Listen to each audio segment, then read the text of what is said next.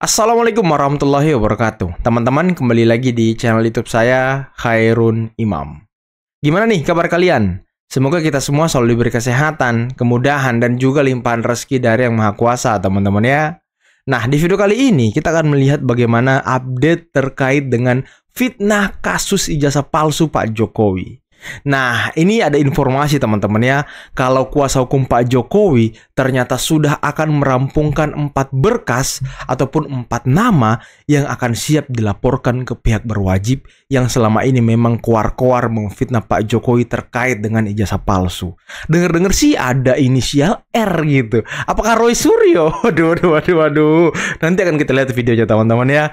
Nah, selain itu, ada lagi nih kader PDIP yang juga anggota DPR RI yang mendukung Pak Jokowi terkait dengan kasus ijazah palsu ini. Setelah Ferdinand Huta Heian di video sebelumnya juga, dia mendukung Pak Jokowi, membela Pak Jokowi, sekarang Arya Bima ikut membela Pak Jokowi. Waduh, kok PDIP langsung bela Pak Jokowi gitu? Ada apa ini? Waduh. Nah, nanti kita juga akan mendebat bagaimana logika-logika sesat dari gerombolan-gerombolan pembenci, utamanya mantan HTI ataupun pengacara HTI Ahmad Kosinudin dan juga bos mereka teman-teman. Siapa bos mereka? Ya, Rocky Gerung. Oke, sebelum kita mulai videonya jangan lupa like, subscribe, dan share. Dan tanpa perlu berlama-lama lagi, mari kita mulai videonya berikut ini. Mungkin yang paling khususnya terkait adanya tuduhan-tuduhan mengenai ijazah palsu Bapak. Nah, jadi kami sebagai kuasa hukum tentunya harus laporkan perkembangan yang ada. Kami juga sudah hampir rampung, sudah di tahap finalisasi. Hampir rampung ya berkasnya. Sehingga mungkin dalam waktu dekat kami akan mengambil langkah-langkah hukum sebagai kuasa Bapak. Tentunya terakhir itu pastikan kita serahkan ke Bapak Jokowi untuk memutuskan. Tapi dari sisi kami kuasa hukum, tentunya kami memberikan analisis, pendapat hukum, gambaran secara luas, menyediakan fakta-fakta dan analisa-analisa tadi untuk dipertimbangkan oleh Bapak Jokowi. Dan ketokan terakhir pasti harus diambil oleh Bapak Jokowi sendiri. Khusus sih nggak ada yang terlalu khusus ya, masih kita sudah hampir final. Hampir final persiapannya. Wow. Namun kan spill ya. Spill dong. Sejauh ini sementara ini sih mungkin ada sekitar 4 orang. Ada 4 orang yang berkasnya sudah hampir final dan siap dilaporkan ke pihak kepolisian teman-teman terkait dengan fitnah ijazah palsu kepada Pak Jokowi. Waduh, 4 orang siapa aja ya? Roy Suryo kali ya? Yang kami sudah lengkapi semua dokumen-dokumen dan bukti-bukti pendukungnya. Ya. Yang jelas orang yang kemarin datang ke rumah Pak Jokowi yang pakai peci itu yang namanya Rizal Fadilah itu wajib masuk dalam daftar. Yang kami yakini juga, yang kami percaya bahwa ada dugaan-dugaan tindak pidana di situ. Namun itu kan hanya sementara ya. Mungkin nanti ada perkembangan lanjutan. Mungkin nanti kesempatan berikutnya. Namun persiapan kami bisa dibilang sudah hampir rampung. Tinggal nunggu perintah dari Pak Jokowi kira-kira seperti apa. Pak Jokowi ini jadi kepala daerah, wali kota 2 kali, gubernur sekali, presiden 2 kali. Pasti KPU mengirim surat kepada Dirjen Pendidikan Dasar Menengah dan Dirjen Pendidikan Tinggi. Waktu itu Pak Jokowi dalam posisi tidak dalam pemerintahan. Dirjennya waktu itu pemerintahnya Pak SBY. Saya kok yakin ya bahwa mengenai keaslian ijazah ini, saya katakan dari proses kelembagaannya, saya kok ragu kalau itu dinyatakan palsu. Dari proses kelembagaannya, beliau ragu kalau ijazah Pak Jokowi itu palsu karena sudah diverifikasi. Ternyata KPU menyurat ke Dirjen Pendidikan teman-teman terkait dengan pengesahan verifikasi berkas pencalonan presiden. Nah, ini Pak Arya Bima, salah satu anggota DPR RI dari fraksi PDIP. Dan beliau mendukung Pak Jokowi, membela Pak Jokowi. Hati-hati Pak, nanti kena tegur pula ya kan? Ya, sama Ibu Mega. Yang harus digugat adalah Dirjen Pendidikan Dasar, Dirjen Pendidikan Dasar, Dirjen Pendidikan Menengah dan Tinggi, ya, serta Dirjen Pendidikan Tinggi. Dia pernah memberikan jawaban kepada KPU bahwa ijazah tersebut asli. Nah, dengerin tuh. Kemudian dari Dirjen Oda yang akan melantik kepala daerah juga biasanya mengklarifikasi itu ke Dirjen Pendidikan atau Mendikbud. Dari proses ini saya ragu kok kalau dikatakan keaslian ijazah Pak Jokowi.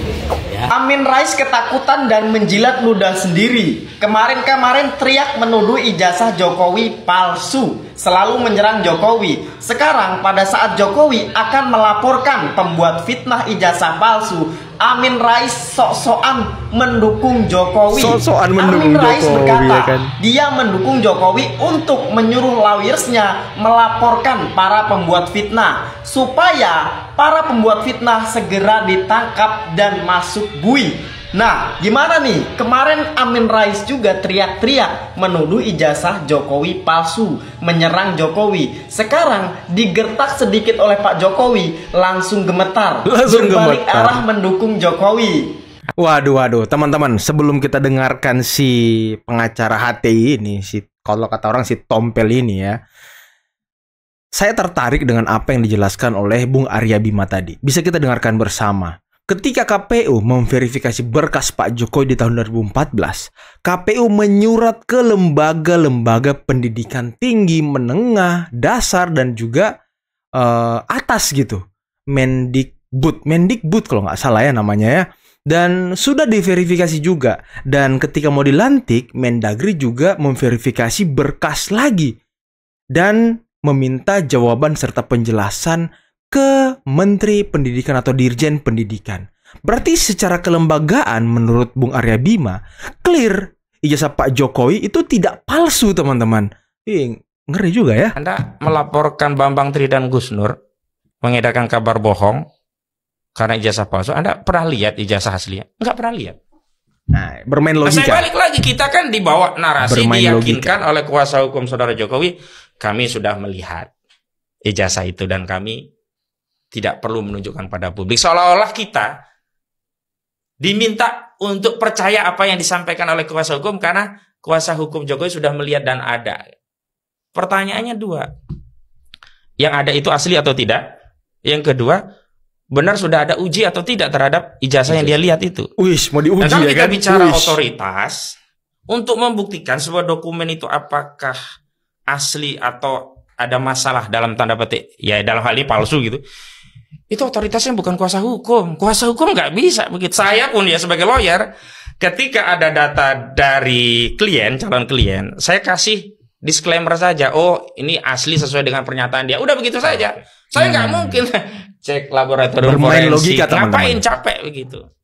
Artinya apa? Memang kuasa hukum itu tidak punya otoritas untuk mendeskripsikan, apalagi memberikan kesimpulan satu dokumen itu apakah asli atau tidak. Tidak punya. Itu dari sisi logika saintifiknya. Nah, sekarang kita uji logika pengacara HTI ini, teman-teman ya. Tadi kan dia bilang pengacara tidak punya otoritas mengatakan bahwa ijazah itu asli atau palsu, dan juga tidak punya otoritas untuk ya melakukan digital forensik dan segala macam. Nah, kalau kita pakai logika pengacara ini, orang HTI ini, teman-teman ya, apa gunanya berarti orang-orang TPUA, tim pembela ulama dan aktivis yang pemburu ijazah Jokowi ini datang ke rumah Pak Jokowi untuk melihat langsung ijazah Pak Jokowi? Apa gunanya? Kalau mereka tidak punya otoritas untuk mengatakan ijazah Pak Jokowi yang dia lihat di rumah Pak Jokowi itu asli atau palsu. Nah, ini coba jawab pertanyaan itu ya. Dan lagi, bicara soal otoritas, apa otoritas Roy Suryo melakukan digital forensik terhadap dokumen-dokumen terkait dengan ijazah Pak Jokowi? Apakah Roy Suryo punya otoritas untuk melakukan digital forensik? Dan apakah digital forensik yang mereka lakukan bisa menjadi bukti di pengadilan? Dan apakah Roy Suryo punya sertifikasi digital forensik sebagai dasar keilmuan melakukan digital forensik? Itu aja dulu. tidak usah kita panjang lebar gitu Secara ya kan. ilmiah dia tidak punya otoritas. UGM datang dengan segala macam tema untuk menghalangi ijazah Jokowi diperiksa. Padahal soalnya simple. Kejujuran di dunia akademis tidak memerlukan lawyer, tidak memerlukan bahkan pengadilan. Seandainya dari awal UGM bilang, nih dia, jangan kalian tanya lagi nih. Lalu Pak Jokowi akan bilang, oh ya terima kasih. Tetapi sepertinya ada persekongkolan antara UGM yang memang di awalnya itu semua jabatan strategis di istana Pak Jokowi itu orang UGM dan Pratikno terutama. Nah, ini lagi nih. Kalau UGM ngomong, ini dia. UGM kan sudah ngomong dia tidak pegang ijazah asli Pak Jokowi. UGM hanya bisa memberikan data, fakta, kalau Pak Jokowi itu berkuliah, lulus KKN, wisuda di UGM.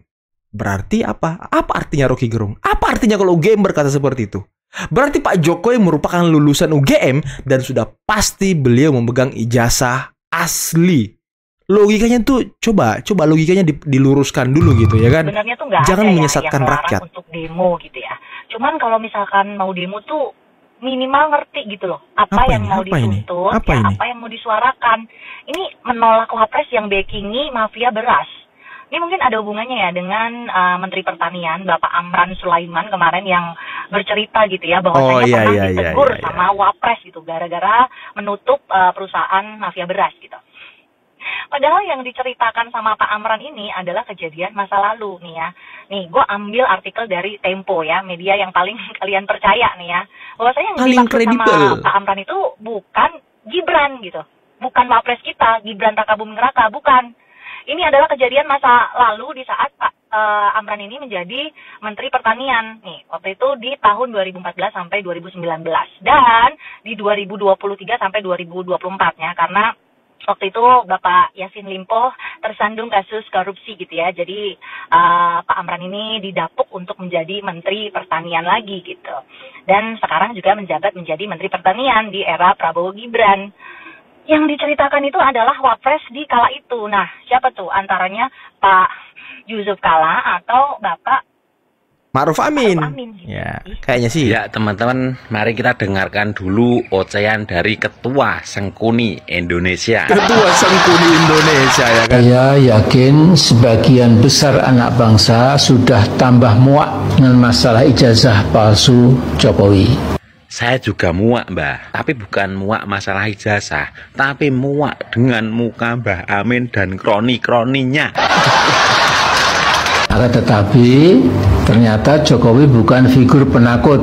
Dia figur pemberani, kelihatannya. Ayah Wakil Presiden Gibran Rakabuming Raka itu siap melaporkan pihak-pihak yang telah melakukan fitnah dan mencemarkan nama baiknya itu ke jalur hukum. Saya mewakili rakyat yang 58% itu sangat mendukung kepada Mbah Sengkuni, Roy Panci, ya kan? Resmon, Tifa agar segera dipenjara. Kami juga dukung itu. Kami juga sangat mendukung itu. Gimana teman-teman? Kita dukung kan? Kalau mereka itu dibui. Karena yang dia akan tempuh adalah jalur hukum dan dia akan menunjukkan ijazah aslinya, ijazah yang sampai detik ini belum pernah ada orang melihatnya selain Jokowi sendiri. Kemarin itu udah ada 8 wartawan perwakilan untuk masuk. Nah, lalu Pak Jokowi menunjukkan ijazahnya dari SD sampai S1, Mbak. Tapi perwakilan dari wartawan tersebut tidak boleh membawa kamera ataupun memotret ijazah tersebut. Mbak, gini aja, Mbak. Misalnya saya pengen tahu ijazahnya Mbah Amin, ya, atau KTP gitu aja. Nanti terus saya foto, itu boleh nggak, Mbak? Nanti ijazahnya kan bisa saya buat penipuan ya, gitu. Betul. Terus KTP-nya kan bisa buat pinjol. Kalau memang ada. Sesungguhnya Jokowi sudah tahu cara paling jitu atau cesplang bagaimana menuntaskan isu ijazah palsunya yang cenderung tidak akan pernah reda atau berhenti. Nah, Jokowi berhentilah berpikir ruwet bundet. Belum tapi sudah tapi belum. Jadi menurut saya gini, Mbah, sebelum Mbah Sengkuni sama kroni-kroninya itu di penjara, mendingan Mbah Sengkuni menyelesaikan nadarnya dulu, Mbah. Nanti Mbah Sengkuni itu di depan jalan sambil engklek, jalan sambil engklek, oh iya, sambil memvideo live TikTok gitu. Live jadi TikTok, jalan ya kan? kaki engklek dari Jogja ke Jakarta gitu, Mbak. Iya. Oke teman-teman, itulah tadi beberapa video yang bisa kita simak, yang bisa kita saksikan pada kesempatan kali ini. Dan menarik ya, ternyata ya kuasa hukum Pak Jokowi sudah akan merampungkan 4 berkas 4 nama yang akan dilaporkan ke pihak berwajib terkait dengan isu ijazah palsu Pak Jokowi.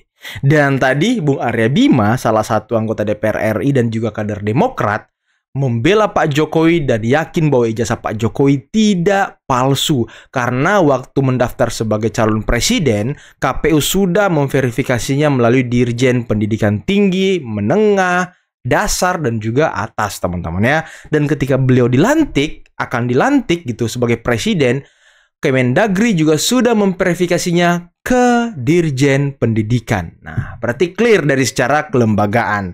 Dari UGM juga sudah mengatakan bahwa Pak Jokowi daftar kuliah KKN, skripsi, sidang, wisuda di UGM. Berarti udah jelas secara kelembagaan clear, teman-teman. Tidak ada yang perlu diragukan lagi. Berarti ya selama ini memang mereka cuma fitnah, melakukan tuduhan liar. Dan dengar nggak kalian tadi? Logika-logika sesat dari si Ahmad Kozinuddin, si pengacara HTI ini, gerombolan-gerombolan ya yang ingin mengubah dasar negara kita menjadi khilafah itu ya kan. Aduh, luar biasa ya.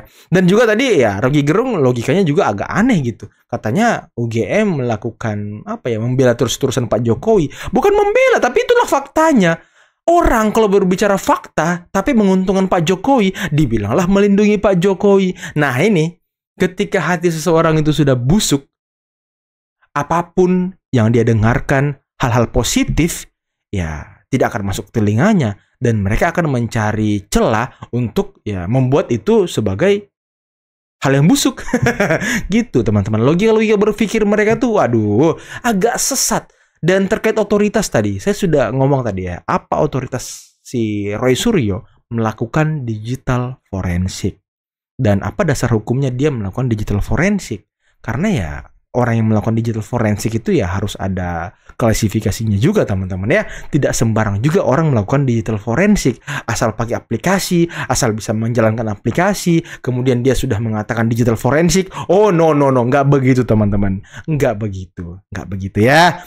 Dan apakah hasil digital forensik dia bisa dibuktikan sebagai bukti ke pengadilan? Tentu tidak, karena dia tidak punya otoritas sama sekali.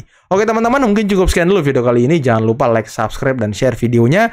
Akhir kata, bila taufiq wal hidayah. Wassalamualaikum warahmatullahi wabarakatuh. Bye-bye.